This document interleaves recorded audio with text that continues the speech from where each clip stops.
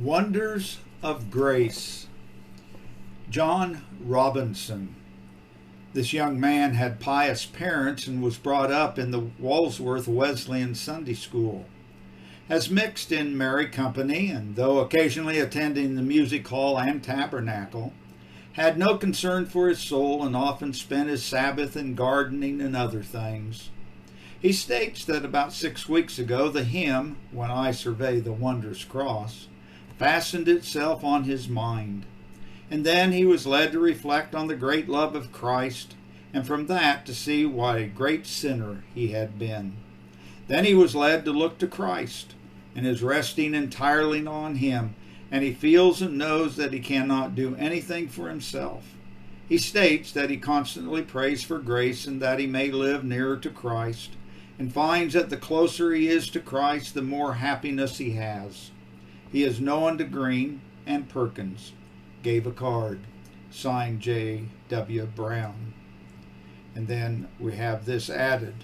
I should have preferred that John Robinson had waited rather longer, but I did not feel justified in refusing a seeker to see our pastor so that he might have an opportunity of judging of his statement.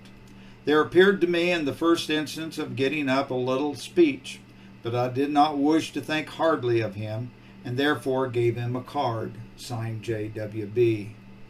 And then added by Charles Spurgeon. Seems to me a capital sort, but messenger may be careful, from Mr. Brown's hint, signed Charles Haddon Spurgeon. Sarah Elizabeth Chew. This young friend came with her sister, who also had a card to see our pastor, to testify of God's grace to her. It appears that she has been the subject of serious impression for the last 6 years, although at times they wore off and the pleasures of the world and the ballroom were her delight. In April last she was invited to a party and she went with great reluctance, her conscience telling her it was wrong. And while there was truly miserable and resolved in the strength of God from that time to give up these amusements.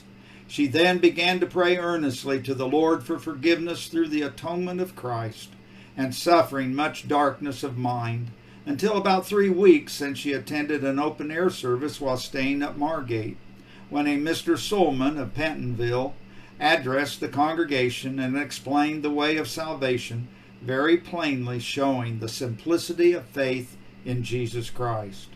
And there she was enabled to cast herself wholly upon him, and this verse was sung, which just met her case, just as I am, without one plea.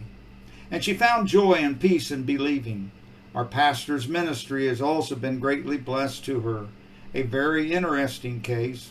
Gave her with great pleasure a card, signed Henry Hanks. To God be the glory.